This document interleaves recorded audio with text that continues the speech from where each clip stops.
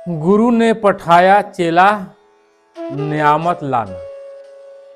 गुरु ने पठाया चेला नियामत लाना। पहली नियामत आटा लाना। ग्राम नगर के पास न जाना। कूटा पीसा छाड़ के चेला झोली भर के लाना। दूसरी नियामत जल ले आना। कुआं बावली के पास न जाना। नदी नाला बचा के चेला तुम्बा भर के लाना। तीसरी नियामत कलिया लाना। जीव जंतु के पास न जाना। मुआ जीवा छाड़ के चेला हंडी भर के लाना। चौथी नियामत लकड़ी लाना। जंगल झाड़ के पास न जाना। गीली सूखी बचाए के चेला गांठी बांध के लाना। कहीं कबीर सुनो भाई साधो, यह पद है निर्वाणा। जो यह पद का अर्थ लगावे सोई संत सुजाना। कहने का तात्पर्य, नियामत का अर्थ भोजन होता है और आध्यात्मिक भोजन के लिए गुरु अपने शिष्य को निर्देशित कर रहे हैं। उत्तम भोजन, गुरु ने शिष्य से कहा कि बेटा उत्तम भोजन ले आओ। यहाँ उत्तम भोजन है आध्यात्मिक खुराक। गुरु कहते हैं कि हे शिष्य, सब समय उस वस्तु का संग्रह करो जिससे तुम्हें आत्म तृप्ति मिले। उत्तम भोजन का पहला अंश है आटा। आटा लाओ, परंतु न किसी गांव में जाओ और न शहर में हाट बाजार भी छोड़ देना, परंतु झोली भर के लाना। यह आटा है अटल आत्मज्ञान। यह गांव शहर हाट बाजार में नहीं मिलता। यह तो विवेकी संतों के संगत में मिलता है। जड़ चेतन का पूर्ण निर्णय कर लेना ही झोली भरकर लाना है। उत्तम भोजन का दूसरा अंश जल लाओ, परंतु कुआं बावली तथा गंगा यमुना आदि नदियों या किसी अन्य जलाशय के पास भी नहीं जाना है, किंतु शर्त है कि कमंडल भरकर लाना है। यह जल है सारा सार का निर्णय करने वाली वाणी। हे शिष्य, ऐसी वाणी लाना जो रोचक, भयानक तथा विवेक विरुद्ध न हो, अपितु पूर्ण सत्य हो। यह निर्णय वाणी रूपी पानी कुआं तालाब आदि जलाशय में नहीं मिलता। यह तो विवेकी पारखी संतों के पास मिलता है। कमंडल भरकर लाना अर्थात खूब छक कर निर्णय वाणी ग्रहण करना। नियमत अर्थात उत्तम भोजन का तीसरा अंश है कलिया। अरबी भाषा में पकाए हुए रसदार मांस को कलिया कहते हैं। रजोगुणी मनुष्य कलिया को उत्तम भोजन मानते हैं। गुरु ने कहा कि हे शिष्य, कलिया लाना, परंतु किसी जीव जंतु के पास न जाना, किसी जीव की हिंसा न करना। इतना ही नहीं, सजीव देहधारी को तो छोड़ ही देना, मुर्दे जानवर के पास भी न जाना, परंतु कलिया हंडी भर के लाना। यह कलिया है कल्याण पद, पूर्ण निर्भय एवं शांति दशा। हंडी भर कर लाना अर्थात पूर्ण संतुष्टि पद लाना। यह भी सत्संग में मिलता है। उत्तम भोजन पकाने के लिए लकड़ी चाहिए, एवं यह उसका मानो चौथा अंश है। गुरु ने कहा कि हे प्रिय शिष्य, लकड़ी तो गट्ठा बांध कर लाना, परंतु बाग वन आदि के पास न जाना और सूखी तथा गीली दोनों प्रकार की लकड़ियों को छोड़ देना, यह लकड़ी है वैराग्य। विषयों से विरक्त हुए बिना न आत्मज्ञान चरितार्थ होगा, न निर्णयवाणी का आचरण होगा और न कल्याण पद परम शांति की प्राप्ति होगी। साहब कहते हैं कि यह गाया हुआ पद तथा इसका भाव निर्वाण है। निर्वाण अर्थात मोक्ष देने वाला है। एवं ऐसे भावों का मनन चिंतन कर आचरण करने वाला महामुनि और ज्ञानी होता है। तो महापुरुष की वाणी को समझना, उनके बताए हुए रास्ते पर चलना थोड़ा कठिन होता है, लेकिन जो संत सद्गुरु की सेवा में है, उनके सानिध्य में है, उनके आचरण में अपना आचरण मिला रहा है, उनके जैसा व्यवहार अपने में उतार रहा है, फिर महापुरुष के विचारधाराएं और उनका आचरण शिष्य के अंदर धीरे धीरे परिवर्तित होने लगता है।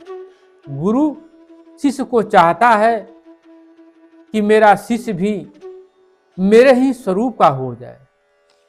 कैसे? जैसे सो पारस कंचन करे, सो पारस है कच्चा, और जो पारस पारस करे वो पारस है पक्का। पारस पत्थर अगर लोहे से स्पर्श हो जाता है तो लोहे को सोना बना देता है, लेकिन पारस पारस नहीं बना पाता। लेकिन गुरु अपने शिष्य को गुरु बना लेते हैं, अपने समान बना लेते हैं। जो पारस सोना लोहे को सोना बना रहा है वो कच्चा है। जो पारस अपने स्वरूप में स्थापित कर ले, स्पर्श करने पर पारस बना ले, वही पारस पक्का है। वो पारस संत सद्गुरु हैं।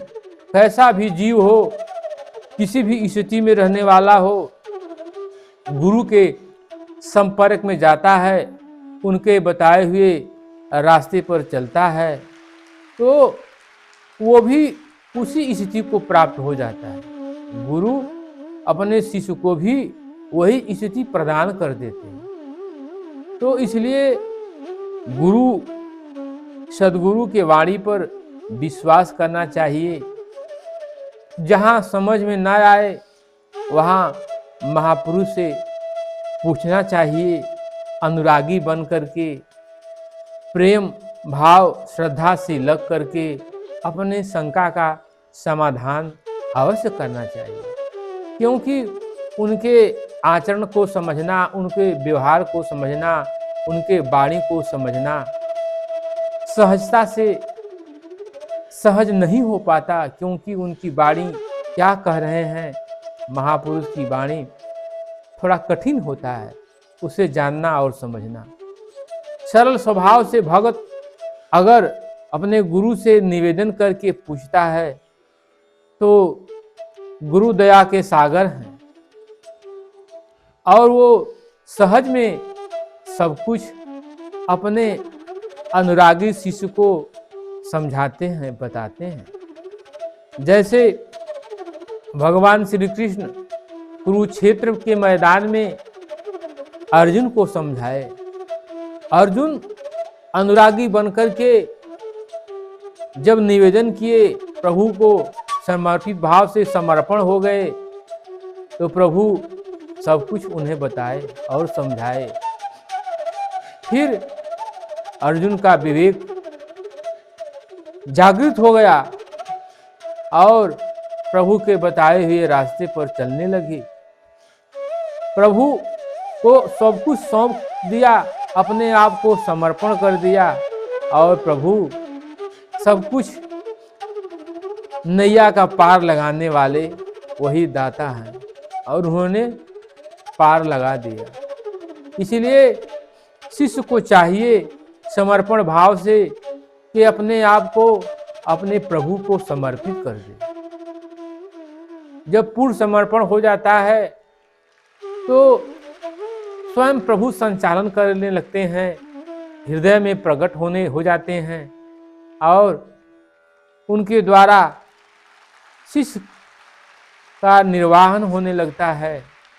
सारा प्रभु अपने ऊपर ले लेते हैं और शिष्य सहज भाव से प्रभु को प्राप्त हो जाता है।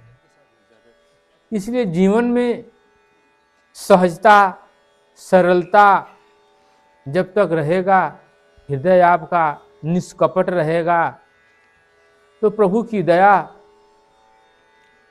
करुणा निधान जल्दी कर देते हैं।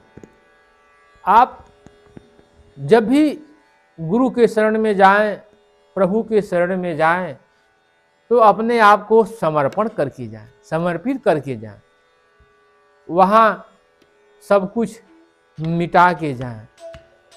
मात्र अपने आप को कोरा कागज समझ लें कि मैं कोरा कागज हूँ, जो गुरु द्वारा बताया गया निर्देश मुझे मिलता है, जो उनका उपदेश मिलता है, जो आदेश मिलता है, उसी को हमको आत्मसात करना है, उसी रास्ते पर चलना है। फिर भक्त का सहज में ही कल्याण हो जाता है। गुरु के वाणी को विचार कीजिए, अपने हृदय में आत्मसात कीजिए। आपके पास भी विचार शक्ति है, विवेकवान है, विचारवान है। प्रभु आपको चेतन शक्ति दिया है, उनके वाणी पर विचार कीजिए और विचार करने के बाद फिर लग जाइए, तो सहज में कल्याण हो जाएगा। जीवन बहुत सहजता से इंसान को बिताना चाहिए। ये मानव शरीर जो मिली हुई है, इसको सार्थक बनाना चाहिए। गृहस्थ में है भी, चाहे विरक्त है, कहीं भी है, अपने आप को निष्कपट बनकर चलिए। जो भी आपसे त्रुटियां हुई हैं, गलतियां हुई हैं, वो प्रभु को समर्पित कर दीजिए। उनसे साफ साफ बता दीजिए कि हमसे ये गलती हुई है। तो अगर आपके हृदय में पश्चाताप हो जाता है तो सब कुछ जलकर नष्ट हो जाता है। और प्रभु के भजन में इतनी शक्ति है कि कितना भी अधर्मी हो, कितना भी पापी हो, भड़का से भड़का जीव हो, नीचे से गिरा जीव हो, अगर पश्चाताप करके उस कर्म को त्याग करके प्रभु के शरण में लग जाता है तो उसका कार्य सफल हो जाता है, जीवन सफल हो जाता है, अपने जीवन को सफल बना लेता है। गुरु की दया हो जाती है। गुरु बड़े गोविंद ते यही हृदय दर्शाए, और गोविंद करते न्याय हैं, गुरु दया दर्शाए। गुरु दया के सागर हैं, वो सदा दया दर्शाते हैं। किसी के अंदर कोई ऊंच नीच भेदभाव नहीं करते, सबको एक समान मानते हैं। संसार में जो भटके हुए जीव हैं, उनको सन्मार्ग पर ले जाने के लिए हमेशा प्रयत्न करते रहते हैं। जो गुरु के आदेश का पालन करने लगता है, उनके बताए हुए रास्ते पर चलने लगता है, वो सहज में ही सब कुछ पा जाता है। आज क्या है, गुरु तो मानने वाले बहुत से लोग हैं, लेकिन गुरु की आज्ञा मानने वाला कोई बिरला है जो गुरु के आदेश का पालन करे, उनके बताए हुए रास्ते पर चले। तो जब तक आप गुरु के आज्ञा का पालन नहीं करेंगे, उनके आदेश का पालन नहीं करेंगे, उनके बताए हुए रास्ते पर नहीं चलेंगे, फिर कुछ नहीं मिलने वाला है। इसलिए गुरु आज्ञा सेवई सोई साधु, और गुरु आज्ञा पद भेद अगाधु। गुरु की आज्ञा का पालन करना ही सब कुछ है, उसका महिमा अगाध है। गुरु के चरण में लगिए, उनके आदेश का पालन कीजिए और अपने जीवन को भक्ति में लगाकर भगवत भक्ति के पथ पर चलिए, अपने आत्म कल्याण की तरफ आगे बढ़िए, निर्वाण पद को प्राप्त करके संसार के दुख से मुक्त हो जाइए। प्रभु तो यही चाहते हैं कि सारा संसार दुखमय हो, दुख से मुक्त हो जाए, कल्याण को प्राप्त कर ले। लेकिन जो आत्म साधना में लगेगा, अध्यात्म में लगेगा, गुरु की आज्ञा का पालन करेगा, वही पाएगा। जो नहीं गाएगा, जो नहीं लगेगा, वो नहीं पाएगा।